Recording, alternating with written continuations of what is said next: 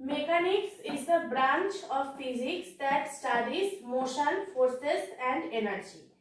Its history spans thousands of years and reflects the evolution of human understanding nature. মানে mechanics হচ্ছে নেচারের যে বিভিন্ন বিষয় সেই বিষয়গুলোকে আমাদের সামনে ব্রাঞ্চ বাই ব্রাঞ্চ তুলে ধরে, স্টেপ বাই স্টেপ তুলে ধরে। আর এই যে এর যে একটা এভলিউশন হয়েছে এটা কিন্তু হাজার হাজার বছর ধরে হয়েছে। প্রথমে অ্যারিস্টটল, তারপরে গ্যালিলিও, তারপরে কেপলার, তারপর নিউটন, এভাবে প্রচুর বিজ্ঞানীরা একটু একটু করে মেকানিক্সের যে বিভিন্ন দিক সেই দিকগুলোকে উন্মোচন করেছে। সেজন্যই বলা হয়েছে it's history spans thousands of years. তো মেকানিক্সের ক্ষেত্রে প্রথম যে দুজন বিজ্ঞানীর কথা মাথায় আসে তারা হলেন অ্যারিস্টটল এবং Galileo Galilei. Aristotle, Galileo Galilei. এই অ্যারিস্টটল আর গ্যালিলিও গ্যালিলির যে চিন্তা ভাবনা ছিল, যে ফেনোমেননগুলো ছিল, তার মধ্যে কিছু ডিফারেন্স রয়েছে এবং সেই ডিফারেন্স গুলোকে জানতে পারলেই আমরা তাদের ফেনোমেনন যে একদম আউটকামস, সেই আউটকাম গুলোকে আমরা পেয়ে যাব। প্রথমেই যেটা রয়েছে সেটা হলো heavy objects fall faster than light once. তার মানে কি, যে ভারী বস্তুগুলো থাকে সেগুলো হালকা বস্তুর তুলনায় তাড়াতাড়ি নিচে পড়ে। কিন্তু গ্যালিলিও গ্যালিলি এটাকে অপোজ করলেন। কি বললেন? উনি বললেন all objects fall at the same rate, এবং সেটা উনি এক্সপেরিমেন্ট করে দেখিয়ে দিলেন। এখানে অ্যারিস্টটল যে আউটকামস গুলো দিয়েছিলেন সেগুলো কিন্তু উনি লজিকের উপর বেস করে দিয়েছিলেন। যেরকম সেকেন্ড যেটা রয়েছে সেটা হলো continuous force is needed to keep an object moving. মানে একটা অবজেক্টকে মুভিং, একটা অবজেক্টকে গতিশীল রাখার জন্য তার মধ্যে কন্টিনিউয়াসলি ফোর্স অ্যাপ্লাই করে যেতে হবে, কিন্তু সেটা রং। এবং সেটা গ্যালিলিও গ্যালিলি আবার প্রুফ করলেন তার এক্সপেরিমেন্টের মাধ্যমে যে objects continuously moving without force if no friction acts. মানে যদি কোনো ফ্রিকশন নাও থাকে এবং কোনো ফোর্সও যদি নাও থাকে তাহলেও অবজেক্ট কন্টিনিউয়াসলি মুভ করতে পারে। থার্ড নম্বর কি? থার্ড নম্বর হচ্ছে মোশন এক্সপ্লেনড বাই রিজনিং অনলি। মানে এই যে গতিবিদ্যা, এই গতিবিদ্যাকে শুধুমাত্র দর্শন, যুক্তি এইগুলো দিয়ে আমরা এক্সপ্লেন করতে পারি, এইগুলো দিয়ে আমরা ব্যাখ্যা করতে পারি, কিন্তু সেটা নয়। মোশনকে আমরা এক্সপেরিমেন্ট করতে পারি, প্রপার এক্সপেরিমেন্ট অ্যান্ড মেজারমেন্ট। যেরকম একটা বল হয়তো পড়ছে, এবার সেই বলের যে পড়ছে সেটাকে আমরা মেজার করতে পারি টাইম দিয়ে, কতটা পড়ছে সেই লেন্থটাকে আমরা মেজার করে আমরা তার বেগটাকে পেয়ে যেতে পারি। তো সেই কারণেই বলা হয়েছে, মানে গ্যালিলিও গ্যালিলি বলেছেন যে এক্সপেরিমেন্ট এন্ড মেজারমেন্ট করে আমরা মোশনকে স্টাডি করতে পারি। আরেকটা হচ্ছে স্পিড ডিপেন্ডস অন ওয়েট। মানে একটা বস্তুর যে মাস, তার যে ওয়েট, সেই ওয়েটের উপরে তার যে বেগ, তার যে স্পিড সেটা ডিপেন্ড করে, কিন্তু সেটাও নয়। Speed depends on time, acceleration, not mass. Galileo Galilei এটা বললেন যে টাইমের উপর, অ্যাক্সেলারেশনের উপর এবং মাসের উপর নির্ভর করে না, শুধুমাত্র টাইম আর অ্যাক্সেলারেশন মানে তার ত্বরণ এবং সময়ের উপরে নির্ধারণ করে। আবার চারটে আমি একটু বলে দিই। Heavy objects fall faster than light ones. All objects fall at the same rate. Continuous force is needed to keep an object moving. Objects continuously moving without force if no friction acts. Motion explained by reasoning only. Motion must be studied by experiment and measurement. Speed depends on weight. Speed depends on time and acceleration, not mass. তো এটাই হলো আমাদের first পার্টের explanation.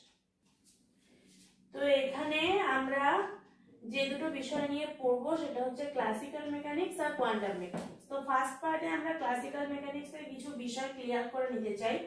Classical mechanics এর প্রথমেই যে লসটা আসে সেটা হচ্ছে নিউটনস ল।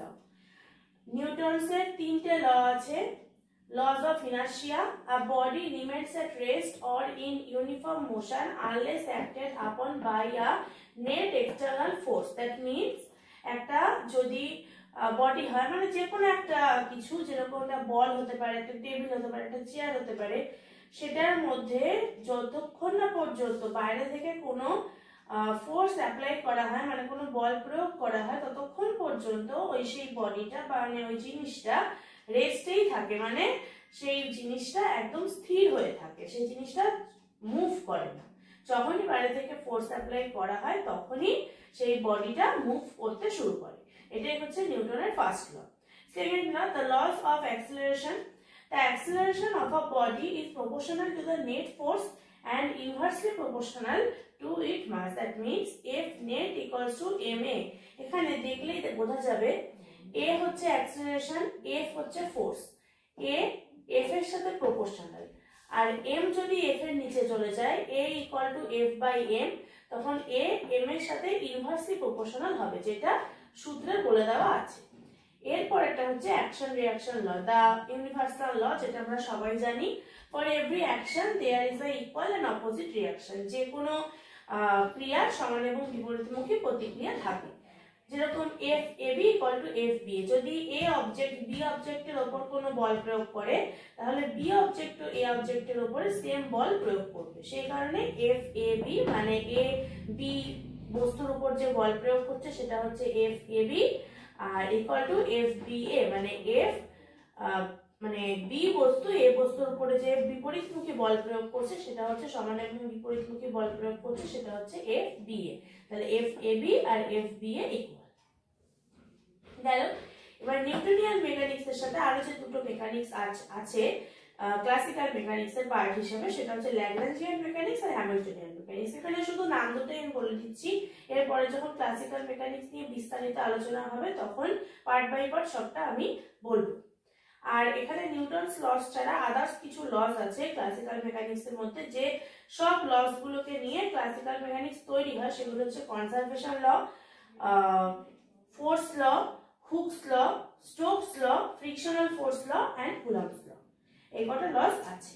এবার প্রশ্ন হচ্ছে হোয়াট ইজ ক্লাসিক্যাল মেকানিক্স। এতক্ষণ ধরে যে বিভিন্ন লস এর কথা বলে যাচ্ছি, তো ক্লাসিক্যাল মেকানিক্স জিনিসটা কি? ক্লাসিক্যাল মেকানিক্সে আমরা কি দেখি, মানে কি পাই কি আমরা ক্লাসিক্যাল মেকানিক্স থেকে? Classical mechanics explains how macroscopic objects move and interact under forces without involving relativity or quantum effects. মানে রিলেটিভিটি ছাড়া এবং কোয়ান্টাম এফেক্ট ছাড়া ক্লাসিক্যাল মেকানিক্স বিভিন্ন ম্যাক্রোস্কোপিক অবজেক্টের চলাফেরা এবং বলের সঙ্গে তার যে ইন্টারঅ্যাকশন সেইটাকে ডেসক্রাইব করে। মানে একটা অবজেক্ট আমি ধরে নিলাম, একটা বলই আমি ধরে নিলাম, সেটাকে আমি ঠেলা দিচ্ছি, ঠেলা দিলে সেটা চলছে, মানে বল প্রয়োগ করছি সেটা চলছে। এখানে আমরা রিলেটিভিটিরও সাহায্য নিচ্ছি না, মানে ইকুয়াল টু এমসি স্কয়ার এই সূত্রেরও আমরা সাহায্য নিচ্ছি না, কোয়ান্টাম এফেক্টেরও আমরা সাহায্য নিচ্ছি না। এখানে আমরা সরাসরি একটা এক্সপেরিমেন্ট দিয়ে নরমালি সেই জিনিসটাকে আমরা বুঝিয়ে দিচ্ছি। আর ম্যাক্রোস্কোপিক অবজেক্ট মানে হচ্ছে চোখে আমরা যে জিনিসগুলো দেখতে পাই, মানে যেরকম একটা বল, একটা চেয়ার, সূর্য, তারা, নক্ষত্র, এই সমস্ত কিছু হচ্ছে ম্যাক্রোস্কোপিক অবজেক্ট। আর মাইক্রোস্কোপিক অবজেক্ট কি? যেগুলো আমরা চোখে দেখতেই পাই না, মানে খালি চোখে দেখতে পাই না, আমাদের মাইক্রোস্কোপ দিয়ে দেখতে হয় কিংবা মাইক্রোস্কোপেও ধরা পড়ে না, সেই ধরনের জিনিসগুলোকে আমরা বলি মাইক্রোস্কোপিক অবজেক্ট। তো ক্লাসিক্যাল মেকানিক্স সবসময় ডিল করে ম্যাক্রোস্কোপিক অবজেক্ট নিয়ে, কখনো মাইক্রোস্কোপিক অবজেক্ট নিয়ে ডিল করে না। এবার এই ক্লাসিক্যাল মেকানিক্সের কিছু লিমিটেশনস আছে। সেই লিমিটেশনস গুলো কি? Classical mechanics works well for everyday objects at ordinary speeds but fails at very high speed. Very high speed মানে যখন একটা বস্তুর স্পিড একটা আলোর, মানে একটা নয়, আলোর গতিবেগের কাছাকাছি চলে যায়। আমরা কি আলোর গতিবেগ জানি 3 × 10⁸। তো সেই গতিবেগের কাছাকাছি যখন একটা বস্তুর গতিবেগ চলে যায় তখন সেখানে ক্লাসিক্যাল মেকানিক্স কাজ করে না, সেখানে আমাদের স্পেশাল রিলেটিভিটির দরকার হয়। অ্যাট ভেরি স্মল স্কেল মানে খুব ছোট স্কেলের জিনিসপত্র, যেরকম ইলেকট্রন, প্রোটন, নিউট্রন, সে সমস্ত জিনিসপত্রের মধ্যে, মানে জিনিসের মধ্যে ক্লাসিক্যাল মেকানিক্স কাজ করে না। কিরকম সেটা? ধরে নেওয়া হলো একটা নিউট্রন রয়েছে, নিউট্রনের চারপাশ, নিউট্রনের প্রোটন রয়েছে নিউক্লিয়াসে, তার চারপাশ দিয়ে ইলেকট্রন ঘুরছে। এবার ইলেকট্রন যে ঘুরছে তার পজিশন কখনোই ডেফিনিট হবে না, তার ভেলোসিটিও কখনো ডেফিনিট হবে না, সেটা সবসময় ওয়েভের মতন চলবে। মানে হয় সেই ইলেকট্রনটা ওয়েভের মতন চলবে, তাকে আমরা ওয়েভের মতন কল্পনা করতে পারি, না হলে সেটাকে আমরা একটা পার্টিকেল, মানে যেটাকে আমরা মাইক্রোস্কোপ দিয়ে বুঝতে পারবো বা আরো ছোট কোনো মানে জিনিস সেটা হবে, সেটা আমরা বুঝতে পারবো। তো সেই ইলেকট্রনের যে চলনটা সেটা হয় ওয়েভের মতন চলবে, না হলে পার্টিকেলের মতন চলবে। আর তার সময় মানে যেটা কোন টাইমে কোন পজিশনে থাকবে, তার ভেলোসিটি কত হবে, কিছুই কিন্তু আগের থেকে আমরা ডেফিনিট করে দিতে পারি না, সেটার একটা প্রবাবিলিটি রয়েছে। আর সেই প্রবাবিলিটিটা আমরা পাই হচ্ছে কোয়ান্টাম মেকানিক্স থেকে। সেখানে ক্লাসিক্যাল মেকানিক্স কোনো ঠিকঠাক নির্ধারিত কোনো কিছু বলতে পারে না। ব্ল্যাক বডি রেডিয়েশন, আমাদের ক্লাসিক্যাল মেকানিক্স বলে ব্ল্যাক বডি থেকে যে সমস্ত এনার্জি রেডিয়েট হয়ে যায় সেই এনার্জিটা কন্টিনিউয়াসলি রেডিয়েট হয়, কিন্তু সেটা ঠিক নয়। এক্সপেরিমেন্ট করে দেখা গেছে যে কোয়ান্টাম মেকানিক্সের মাধ্যমে আমরা এক্সপেরিমেন্ট করে বুঝতে পেরেছি যে ব্ল্যাক বডি থেকে যে এনার্জিটা এমিট হচ্ছে সেই এনার্জিটা স্টেপ বাই স্টেপ মানে কোয়ান্টাইজড হয়ে এমিট হয়। কোয়ান্টাইজড মানে কি, first quantise state, second quantise state E = h nu, এবার E = n h nu। n এর জায়গায় যদি 1 হয় তাহলে সেটা ফার্স্ট এক্সাইটেড স্টেট, 2 হলে সেখানে সেটা সেকেন্ড এক্সাইটেড স্টেট, এইভাবে 1 বাই 1 স্টেট করে এনার্জিটা রিলিজ হয় ব্ল্যাক বডি থেকে, এবং সেটা আমরা জানতে পারি কোয়ান্টাম মেকানিক্স থেকে। এরপরে হচ্ছে at very strong gravitational fields, সেখানেও আমরা স্পেশাল রিলেটিভিটি কাজে লাগে, সেখানে ক্লাসিক্যাল মেকানিক্স কোনো কাজে আসে না। অর্থাৎ এই জিনিসগুলোতে হয় কোয়ান্টাম মেকানিক্স না হলে স্পেশাল রিলেটিভিটি দিয়ে আমাদের ব্যাখ্যা করতে হয়, ক্লাসিক্যাল মেকানিক্স এখানে কোনো ব্যাখ্যা দিতে পারে না। এটাই হচ্ছে ক্লাসিক্যাল মেকানিক্সের লিমিটেশন। তো এখানে এই টপিকটাই আলোচনা হলো, এরপরে নেক্সট টপিক নেক্সট পার্টে বোঝানো।